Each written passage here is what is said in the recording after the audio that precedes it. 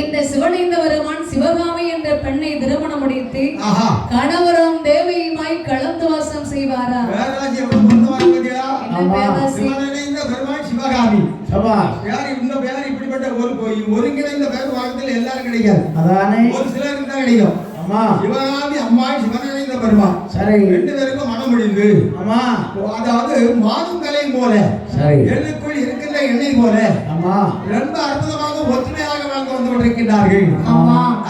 இவர்கள் வாழ்ந்து வந்த இடத்தின் பயனால் இவருக்கு அழகாகவே சில வருடங்கள் திகழ்ந்து ஒரு ஆண் குழந்தை ஒன்று பிறந்தது. அப்பா ஏன்னா அம்மாவுடைய அருள் கிடைச்சிருக்கு. அம்மா இருக்கிற இடத்துல நல்லது தவிர கிட்டே நடக்காது. அம்மாவை வழிபட்ட காரணத்தினால அம்மா அவர்களுக்கு அழகுடைய ஒரு ஆண் குழந்தையை கொடுக்கிறார்கள். சரி இந்த ஆண் குழந்தை அழகாகவே ஆண் குழந்தை பிறக்கின்றது. இந்த ஆண் குழந்தை பிறந்தது உங்களுக்கு மன மகிழ்ச்சி. அதானே அப்பா அம்மா நமக்கு ஆண் குழந்தை ஆம்பளை பிள்ளை பிறந்த மட்டும்தான் மன மகிழ்ச்சியா? பொம்பளை பிள்ளை பிறந்த மன மகிழ்ச்சி இல்லையா? பொம்பளை பிள்ளை பிறந்த மன மகிழ்ச்சி தான். ஆனா என்ன ஆண் குழந்தை என்பதற்கு அது ஒரு தனி வேலை செய்யணுமா? என்னன்னா ஆம்பளை பிள்ளை பக்கத்தை விட பொம்பளை பிள்ளை பத்து பாருங்க. பொம்பளை பிள்ளை பத்துட்டாங்க ஒண்ணு நல்லதான். பெண் குழந்தையில ஒரு எந்த குழந்தைனாலும் எல்லாம் நல்ல குழந்தைதான். எல்லாம் நல்ல குழந்தை. ஆனா சரி என்னதான் இருந்தா ஆம்பளைன்னு சொல்லியாச்சுன்னா அப்ப என்ன நினைப்பாங்கன்னா எப்படி சரி பிள்ளை நல்லா ஒரு மாதிரி படிக்க வச்சு விட்டோம்னா அவனுக்கு கல்யாணம் பண்ணி ஒரு நல்ல பெண்ணை பார்த்து கல்யாணம் பண்ணி வச்சுக்கலாம். ஆமா நம்ம அவ வரும்போது எந்த கொண்டு வந்தாலும் சரி தரலாம் சரி பரவாயில்ல இருக்கட்டும் கல்யாணம் முடிச்சு வச்சுக்கோமா அப்படின்னு சந்தோஷத்தில் இருப்பா. ஒரு பெண் குழந்தை வந்தாச்சு மறந்துலாம் திடீர்னு அடிக்கும். மனசுல திடீர்னு வயசாகியாச்சுன்னா சரி நம்ம பிள்ளைக்கு நம்ம எப்படி பார்த்தாலும் 50 பவுன் நகை போடணும். மொத்தம் மாப்பிள்ளை 50 பவுன். இந்த மாதிரி செட் அடிக்க மாப்பிள்ளை 80 பவுன். இந்த மாதிரி செட் அடிக்க மாப்பிள்ளையா? ஆமா 80 பவுன். ஆமா நம்ம வாழ்க்கை இந்த மாதிரி செட் அடிக்க மாப்பிள்ளை 80 பவுன். அதானே அந்த மாதிரி ஸ்டுடியோ வச்சிருக்கவருனா அவர் என்னாக்கிட்டு 100 பவுன். 100 பவுன் போட்டுருப்போம். ஆமா கொடமாட்டாடி மாதிரி பிச்சைக்காரனா சும்மா விட்டு போடுவோம். அவருக்கு கொடுக்கலாம் 100 பவுன். அவர் சிரிச்ச முகத்துக்கும் அவர் அன்பான வாழ்க்கைக்கு 100 பவுன் கொடுக்கலாம். அவருக்கு என்ன பொண்ணு கிடைச்சிருக்கு? சண்டால பாய்ங்களா அவர் கல்யாணம் முடிஞ்சாச்சு. கல்யாணம் பாத்துருவோம். அம்மா வீட்டுக்காரமா 60 சரி பரவாயில்ல இருக்கும். அப்போ சரி பெண்கள் கொஞ்சம் மனசுல கொஞ்சம் பதட்டம் இருக்கதான் செய்யும். பெண்கள் அந்த காலத்துல தான் பொம்பளை பிள்ளை பத்துறாங்கன்னு சொல்லி கவலைப்படுறது. இந்த காலத்துல பெண் குழந்தை பிறந்தாங்கன்னா சந்தோஷம் தான் படுவாங்க. ஏன்னா அந்தந்த பெண் குழந்தைகள் அவங்களுக்குள்ள நகை நட்டு அவங்களே சம்பாத்தியம் பண்ணி எடுத்துக்குவாங்க. நீ வந்து 100 கிலோ பிச்சை எடுத்துக்கலாம் எல்லாரும் எடுக்க முடியாது. அம்மா பிச்சை எடுக்கலன்னு சொல்றேன். அம்மனுடைய புகழை படுத்திருக்கு. அப்படி எல்லாரும் வில்பாடு முடியாது. அப்படி எல்லாரும் வில்பாடு பாடியாச்சுன்னா பாட்டு எங்க இருந்து கிடைக்கும்? அப்போ ஒன்று பெண்கள் டீச்சரா இருக்காங்க நல்ல வேலை பாக்குறாங்க. வாய்ப்புல வந்துட்டா ஒரு பிரச்சனை இல்லை. நிறைய பிள்ளைகளை வந்து கல்யாணம் பிறந்தவங்க பேரு ஆமா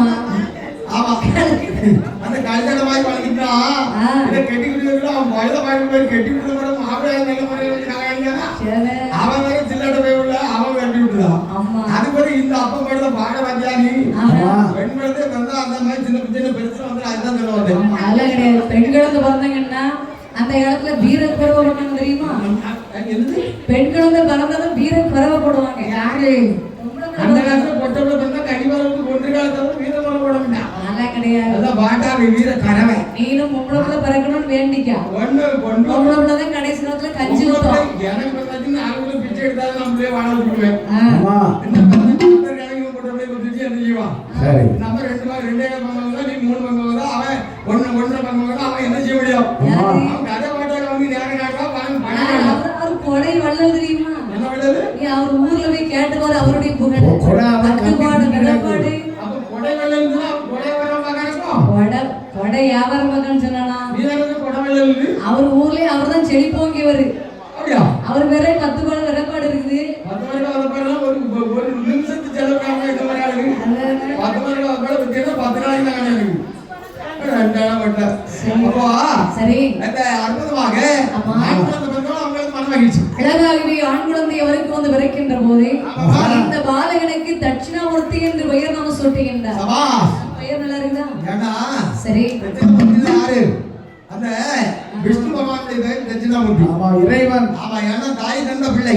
ஆமா அந்த தாய் தந்த பிள்ளைய ஐயனுடைய பெயரை தட்சிணாமூர்த்தி என்று வைக்கின்றார்கள். ஆமா இப்படி அழகாகவே தட்சிணாமூர்த்தி என்று பெயர் நாமம் சுட்டி பாலகனை வளர்த்து வருகின்றார்கள். ஆமாமா பாலகனை எப்படி வளர்த்து வருகிறான் பாருங்க. அவன் நாளே ஒரே மேலே அமாய்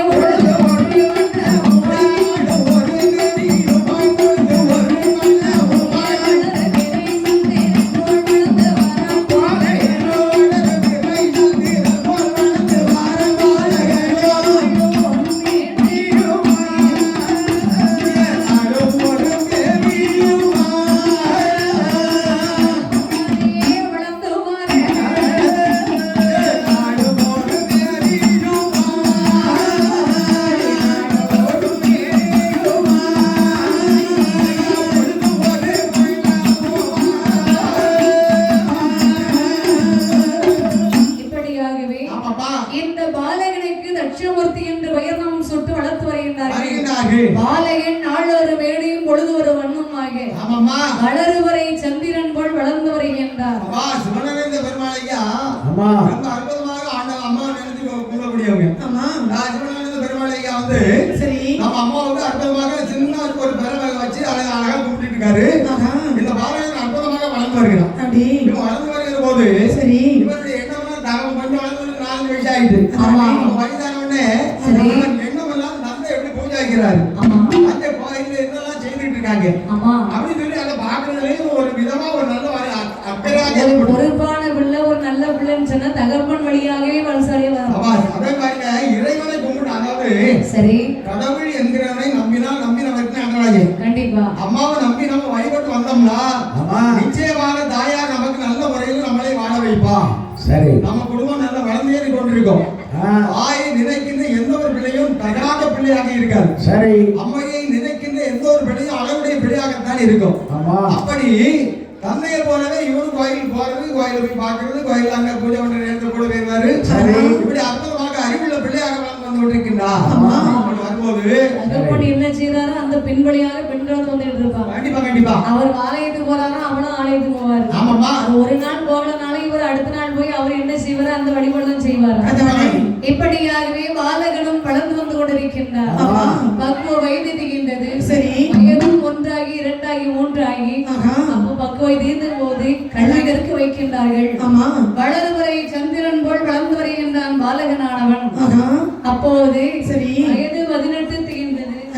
வளர்ந்து வருகின்ற போது இந்த சிவனின் பெருமாள் இவருக்கும் வயசாகிக்கிட்டே இருக்குது. குறிப்பிட்ட வயசுக்கு வரவே எல்லாருக்கும் நோய் நொடி வரதான் செய்யும். அந்த காலத்துல 60-70 நோயே வந்திருக்கு. இந்த காலத்துல 35 தாண்டினோட சுகர் முதல்ல வருது. சுகர் வந்தோம்னா பிரஷர் வருது. சரி பிரஷர் வந்தோம்னா ஆட்டோ டாக் வருது. சரி ஆட்டோ டாக்கா ஆமா எல்லா நோயும் நமக்கு வந்துருது. ஆமா இது எல்லா நோயும் புத்தகை எடுத்து வச்சிருக்காரு. ஆனா அவன் ஒரு நாள் சுகர் 80-800 கிடக்குது. அவருக்கு எத்தனை கிடந்தாலும் அதை எடுத்து சொல்றதுக்கு பக்கத்துல ஒரு ஆளு இனிப்பு சேர்ந்து குடிக்க 2 மாத்திரை எக்ஸ்ட்ரா பண்ணிருக்காங்க. போனா பாத்துக்கலாம் சுகர் 800 இருக்கு. ஆனா கேதரி 2 கிலோ தினம். ஆமா ஆனா முடிஞ்ச விடுங்க. சரி கொஞ்ச நாள் இருக்கட்டும் ஐயா வாடி முடிச்சு விடாத. நமக்கு பாக்க ஆளு இல்லையா? ஆமா அதான் நமக்கு ஆளுக்கு தேவைப்படுது. சபா கவலைப்படாத ஒரு வேளை பாடிக்கவே மண்டே போட்டோம்னா சரி நம்ம அண்ணனை விட்டுட்டோம். அவர் எதுக்கு ரெடி? அவர் எதுக்கு ready? I am ready ready ready. அவர் ரெடி. அப்பா அதனால பிரச்சனை இல்லை. அப்போ இவர் வளர்ந்து வந்து கொண்டிருக்கிறார்கள். நாளை வளர்ந்து வருகின்ற போது இவருக்கு அந்தி காலம் கிட்ட நெருங்கி விட்டது. ஆமா தகப்பன் வழியாக இவர் பார்த்தார். அப்போ அம்மனுடைய அருளினால் இவர்களுக்கு கொஞ்சம் கொஞ்சமாகவே மேலோங்கி வர்றாங்க. அப்போ குருத்தோட நாட்டி கொடை கொடுத்தவங்க பார்த்தாங்க, நம்ம ஒரு ஆலயம் அமைச்சுட்டாங்க அம்மாவுக்கு. கண்டிப்பா அம்மனுக்கு ஆலயம் அமைத்து உஜ்ஜயினி மகாளி என்று உருவச்சிலை ஒன்றை செய்து நம்ம வழிபட்டோம்னா இதை விட நல்லா இருக்குமே. 3 தேவர்களுக்கு 3 சிலையை பிடித்து அதை வச்சு நம்ம வழிபட்டோம்னா நிச்சயமாக நமக்கும் ஆறுதலா இருக்கும், அம்மாவுக்கும் அழகான ஒரு கோவிலாக அமைச்சிடலாம். சரி, என்ன எண்ணம் வந்து கொண்டிருக்கின்றது. அப்படி வரும்போது சரி சிறிதாக ஒரு நல்ல முறையில ஒரு சின்ன கோயிலை கட்டுறாங்க. அதானே யாரு? அண்ணாச்சி தட்சிணாமூர்த்தி அண்ணாச்சி கட்டுகிறார்கள். தட்சிணாமூர்த்தி அண்ணாச்சி சரி அற்புதமா கோயிலை கட்டி அற்புதமாக ஒரு சின்ன ஒரு குடைவிழா கொடுத்து அப்படியே வளர்ந்து வந்து கொண்டிருக்கிறார்கள். கோவில் வளர்கிறது, அவருடைய குடும்பங்களும் வளர்ந்து கொண்டிருக்கிறது, ஊர் வளர்கிறது, ஊர் மக்களும் வளர்ந்து கொண்டிருக்கிறார்கள். ஊர் மக்களும் பெருகிக்கிட்டே வர்றாங்க. தாயார் அற்புதமாக இருக்கும்போது அந்த ஊர்ல எந்த ஒரு கேடு வராது. சரி, அப்போ அம்மா வளர வளர ஊர் மக்கள் நல்ல முறையில் வளர்ந்து வந்து கொண்டிருக்கிறார்கள்.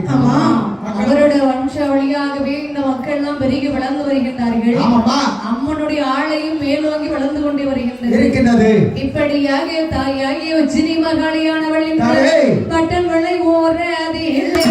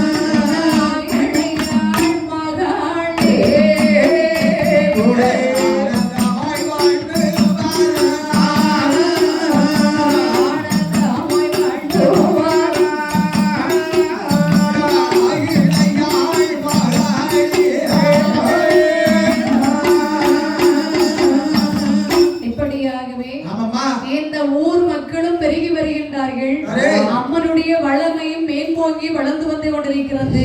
செல்வ செழிப்போடு இருக்கிறது. இப்போ ஒரு மனிதன் 2 மனிதன் இருந்தான்னு சொன்னா அவனால முடிஞ்ச அளவுக்கு உதவி செய்வான், அவனால முடிஞ்ச அளவுக்கு வழிபாடுகளை செய்து வருவான். கண்டிப்பா கண்டிப்பா. அம்மனுடைய அருளினால் ஊர் மக்களும் பெருகி வளைத்து வந்து வருகிறார்கள். அந்த தட்சிணாமூர்த்தி அண்ணாச்சிருக்காரு நமது நாடாக்குள்ள மக்கள் அவர் ரொம்ப செழிப்போங்கி வந்து கொண்டிருக்கிறார்கள். சரி, அவருக்கு ரொம்ப சந்தோஷம். நல்லவங்க இருந்தாச்சுன்னா நம்ம ஊரு எவ்வளவு மகிழ்ச்சியாக இருந்தாலும் நமக்கு அதை விட மகிழ்ச்சியாக இருக்கும். மற்றவர்கள் வாழ்ந்தால் நாம வாழலாம். அந்த காலத்துல அதுதான் சொல்லுவாங்க, நாம் பெற்ற இன்பம் பிறரும் பெற வேண்டும் என்று எண்ண வேண்டும் சொல்லுவாங்க.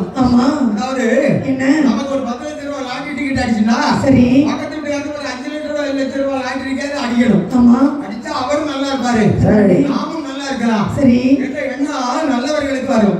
அதுபோல நாமும் வளர்ந்து வருகிறோம், நமது தாய் நம்மளை வளர்த்து கொண்டிருக்கிறார்கள். மக்களும் பெருகி வருகின்றார்கள். அம்மனுக்கு வழிபாடுகளும் பெரிதோங்கி வளர்ந்து வந்து கொண்டிருக்கின்றார்கள். அப்போ அம்மனும் மனமகிழ்ந்து ஊர் மக்களுக்கு நல்ல வழிகாட்டி கொண்டிருக்கின்றார். ஊரிலே வாழ்ந்து வரக்கூடிய மக்களுக்கும் பிள்ளைகள் சிறு பிள்ளைகளிலிருந்து பெரியவர்கள் வரையும் அவர்களுக்கு நோய் நொடி இல்லாமலும் கல்வியிலே மேன்மேலும் சிறப்போங்கி வளரும், தொழிலும் மேன்மேலும் வளர்ச்சி அடைவதற்கும் அம்மன் உதவி புரிந்து வந்து கொண்டிருக்கின்றார். எப்படி உதவி பண்றாங்க பாருங்க. 16 படி மீதில் பரிகுணனே அமர்ந்திருக்கும் ஈஸ்வரி ராஜராஜேஸ்வரி. 16 படி மீதில் பரிகுணனே அமர்ந்திருக்கும் ஈஸ்வரி ராஜராஜேஸ்வரி. எந்த கேள்விக்கு பதில் என்ன ஈஸ்வரி ராஜராஜேஸ்வரி.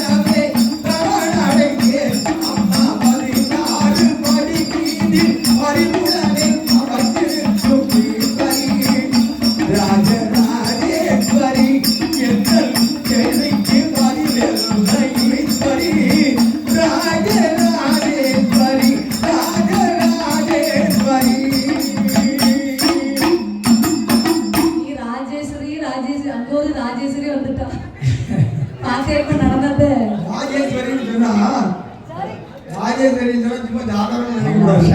இந்த உலகத்தில் உள்ள பெண் தெய்வங்கள் அத்தனை பேருக்கும் ராஜேஸ்வரி என்ற பெயர் இருக்கு. அதனாலதான் ராஜேஸ்வரி பாடியிருக்காங்க. அப்ப அதுவும் நம்ம தெய்வம் தானோ? தெய்வமா? அதுதானப்பா தெய்வம். இந்த குச்சிமாடி அம்மை, முத்தாரம்மை, மாரியம்மன் நம்ம தெய்வம். அவங்களுடைய அருள் ஆட்சியில நம்ம ராஜேஸ்வரி அம்மா ஆடிட்டு இருக்காங்க. தூக்கி போயிருவோமா அப்போ? தூக்கி போவியா? தூக்கி போட்டு கூட நம்பி அவரே அந்த கோழி அழகமா காப்பு வாழ்ந்துட்டு தூக்கி வர அவளை தூக்கி. ஆனால் தாயாகிய உச்சினி மகாளியானவள் தன்னுடைய அக்காலங்கள் மூவேர்களுமாகவே சேர்ந்து முத்தாரம்மை மாரியம்மனோடு சேர்ந்து அழகாகவே இந்த வட்டநுழை ஊரிலே காவல் காத்து வந்து கொண்டிருக்கின்றார். மக்களுக்கு எந்த ஒரு இடையூறும் இல்லாமல், எந்த ஒரு குறைகள் இல்லாமல், இடையூறு சொல்றதை விட குறைகள் இல்லாமல் மக்களுக்கு என்னென்ன வேண்டுமோ அத்தனையும் மறைமுகமாக கொடுத்து கொண்டிருக்கிறார். நானே மக்களுக்கு வேண்டிய வரங்களை கொடுத்து நல்லவர்களையும் கெட்டவர்களையும் வாழ்பவர்களையும் வாழாதவர்களையும் வாழ வைக்கும் தெய்வமாக வாழ்ந்து கொண்டிருக்கின்றார்கள். அப்படி வருகிற போது மக்களும் செழிப்போங்க இருக்கிறாங்க, ஊர் மக்களும் பெரிய வந்துட்டு இருக்காங்க. கண்டிப்பா கண்டிப்பா எந்த ஒரு குறைபாடும் இல்லாமல் நல்ல முறையில் வளர்ந்து வருகிறாங்க. இருக்கும் போது ஊர் மக்களும் பெருகி வளர்ந்து வந்துட்டு இருக்காங்க. அப்போ 4-5 அண்ணன் தான். அப்ப எல்லாருமே சொக்க மாதிரி தான் சொல்றது. கண்டிப்பா கண்டிப்பா நாடார் கூட செல்வீங்க. அப்போ எல்லாரும் ஒன்று கூடி இருக்கின்றனர். அண்ணா இது ஒரு காரணம் என்ன தெரியுமா? எப்படி? அதாவது இந்த சான்றோர்கள் மக்கள் முதல்ல 7 பேர் தான் பிறந்திருக்காங்க. இதுல பாண்டிய மன்னன் வந்து 2 பேரை கொன்றான். சரி, 2 பேரை கொன்றாரு. அவங்களுடைய பிள்ளையை கொடுக்கிறாரு. இந்த 5 பேர் தான் 500 கோடி பேராக இருந்து கொண்டிருக்கிறார்கள். அதான் சொல்லுவாங்க ஜானங்களும் சட்டிகளையும் பெட்டிகளையுமா. எங்க போய் ஒரு சொந்தத்தை விசாரிச்சா அந்த அங்க இருந்து அங்க பொண்ணு போயிருக்கோம், அங்க இருந்த பொண்ணு இங்க வந்திருக்கோம், அந்த மாமா மச்சான் பொண்ணு கட்டிருப்பான். நீ சுத்தி சுத்தி கொஞ்சம் விசாரிச்சா யாராக இருந்தாலும் ஒரு முறையில வந்து சேர்ந்துருவாங்க. கடைமுறை தலைமுறைக்கு கிளமுறைன்னு சொல்லிட்டு இருக்கிறான். கிழமை அதான் கிழமை வரைந்து வரைந்தவனா அந்த கட்டில போட்டு போய் பயம் தோலப்பா இங்க இருக்கு வளர்ந்துட்டு அந்த முறைகள் அப்படி அப்படி சொல்லுவாரோ. அப்படி மக்கள் எல்லாரும் ஒன்று கூடி இருக்கும் போது பாருங்க அண்ணா, நமக்கு எந்த ஒரு குறைபாடும் கிடையாது. கண்டிப்பா கண்டிப்பா நாம அம்மாவுக்கு வருஷத்துக்கு ஒரு முறை தானே பூஜை கொடுத்து வழிபட்டு வந்துட்டு இருக்கோம். என் அம்மாவுக்கு 2 விட கொடுத்தாங்க. சரியாக சொன்னீர்கள். அம்மா நம்மள எவ்வளவு குறைபாடு இல்லாம நோய் நொடி இல்லாம நம்ம பிள்ளைகளுக்கு நல்ல முறையில கல்விமுறைகள் கொடுத்து நம்மள வளர்த்து வந்தாங்க. உண்மை உண்மை. அப்போ அம்மாவுக்கு 2 பூஜை கொடுத்து வந்தாங்க. கண்டிப்பா. ஏன்னா இதுல ஒரு சிறப்பு நீங்க நல்லா கவனிச்சு பார்க்கணும். அதாவது ஊர் மக்களே வளர்த்து வருகிறார்கள். அப்ப ஊர் மக்கள் ஒரு குடம் கொடுத்துட்டு இருக்காங்க, எல்லாம் சேர்ந்து கொடுத்துட்டு இருக்காங்க. இப்ப ஆதி மூலமாக இருக்கக்கூடிய சிவனலிங்க பெருமாள் அண்ணன் அவர்களுடைய குடும்பம், இந்த தட்சிணாமூர்த்தி அண்ணன் இருக்காரு இல்லையா, இவருடைய குடும்பங்கள் இவங்க என்ன நினைக்கிறாங்கன்னா ஊர் மக்கள் வந்து பூஜை கொடுத்துருக்காங்க, ஒரு குடை விழா கொடுக்கறாங்க. சரி, அது கொடுக்கட்டும். நாம் முதலாக தாயார் நம்மைதான் ஆதரித்து வந்தார். நாம அம்மாவுக்கு வழிபட்டு வந்தோம். அப்போ அம்மாவுக்காக நம்மளும் ஒரு குடை விழா கொடுக்கணும். அதான தனி குடை. அவங்க வந்து சிறப்பாக ஊர் மக்கள் வழிபட்டு வந்து கொண்டிருக்கிறார்கள்.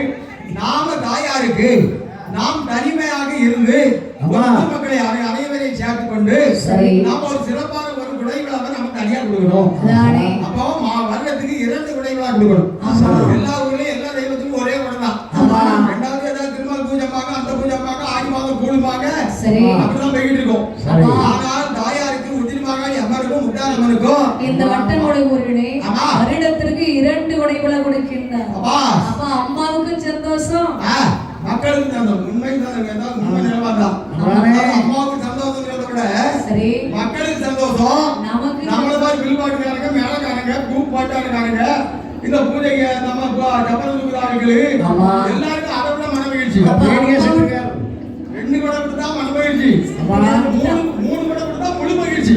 அப்படி 3 குடம் கொடுக்க சொல்றீங்க, நல்ல எண்ணம் உனக்கு. இல்ல சொல்ல வரேம்மா, தொழிலாளிகளுக்கு சந்தோஷமா இருப்பாங்க இல்லையா.